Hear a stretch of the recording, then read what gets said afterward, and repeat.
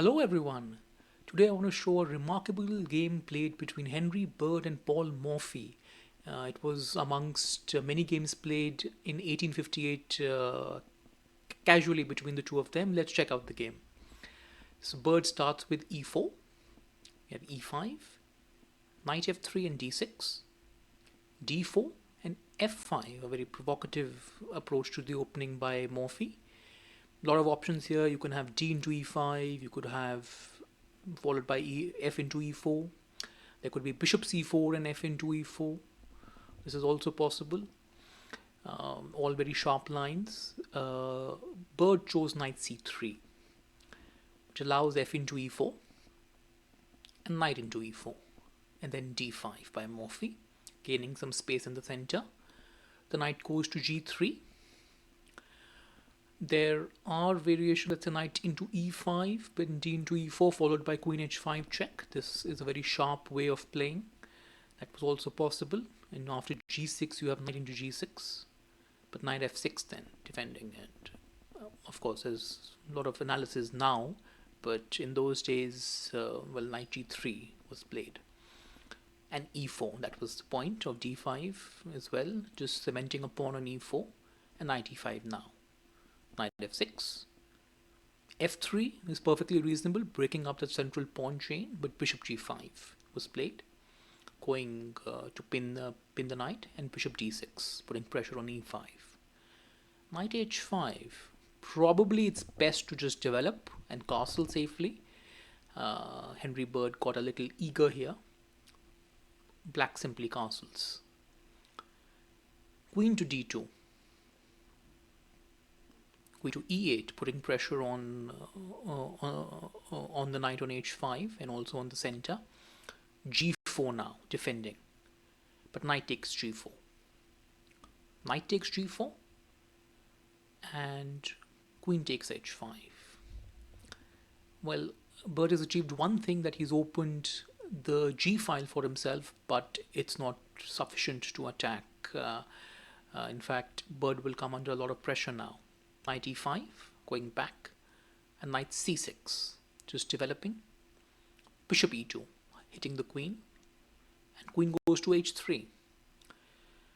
Knight c6, and bishop takes c6. Now what this does is returns the favor to black in a way by opening the b file, and the white king can only go on the queen side, so black will have a nice attack. Bishop to e3, rook b8. Black is certainly better here. Well, where can the white king really go? So you are forced to go into the fire by castling queenside. And here comes a wonderful move, which actually, it's not the best move objectively, but it's the most spectacular way of playing, and really a romantic way of playing, which is what makes Paul Morphy so famous. I think the engine would probably give us something like bishop b4,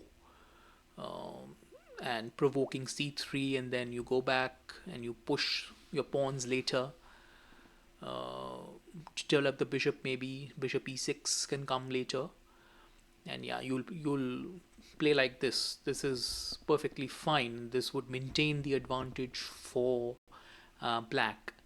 But Morphy over here has a wonderful idea, and he plays rook into f2, very, very flashy, and that's what makes this game so much fun. Well, you really can't decline the sacrifice. There isn't much anything better than bishop into f2. And can you spot Morphy's next move? How do you continue this attack after sacrificing the piece, the rook in fact? He played queen a3. So the point here was the rook into f2 was to clear the third rank for the queen to transfer to the queen side. So bishop was on e3, now it's on f2, and the queen can swing all the way across the board. Well, of course, obviously, if b into a3, then bishop a3 is checkmate. So that's not possible. You have to play c3 and give back some material. Queen into a2. There is a threat of queen a1 followed by rook b2, so b4 here. Queen a1, king to c2, queen a4 check. And this is a critical point. Where do you move? king c1 would be the strongest defense, and what we get here is a5, challenging the b pawn and opening up lines.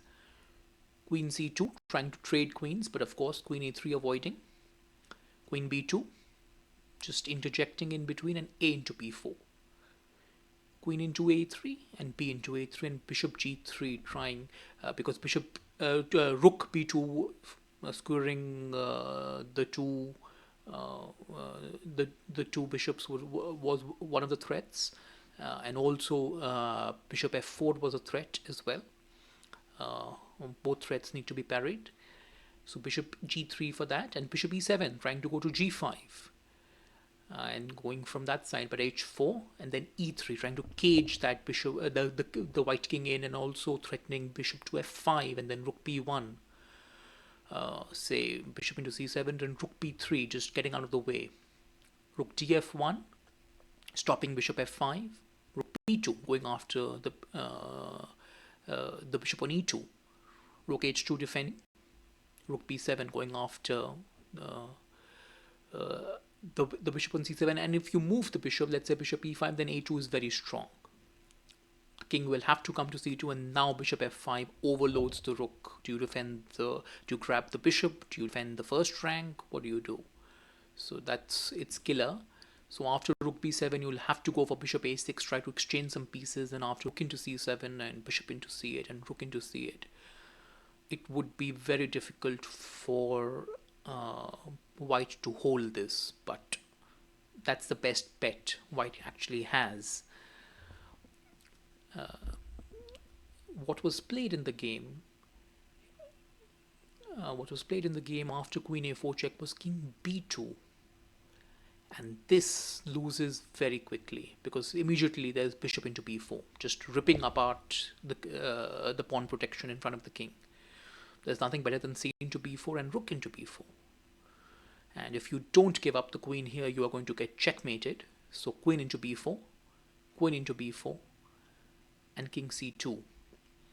Now if we just evaluate for a moment, white has two rooks and a bishop for a queen, but black also has 5 pawns extra, and that's sufficient, and black will have to make some more concessions very shortly. e3, it sacrifices the pawn, attacks the bishop, but of course you can grab it. But the idea behind is that bishop f5 comes with check. You were opening the diagonal. That was the point. Rook d3, queen to c4 check. King d2, just defending the rook. Queen a2 check. King to d1, and after queen b1 check, which connects with the rook and also skewers the rook on h1, white resigned because, well, king d2 would you have to give up the rook on h1, and then really there is no material compensation left to continue the game. So really wonderful play by Paul Morphy. That's why I wanted to show the game. Thank you all for watching. I'll see you soon for the next game.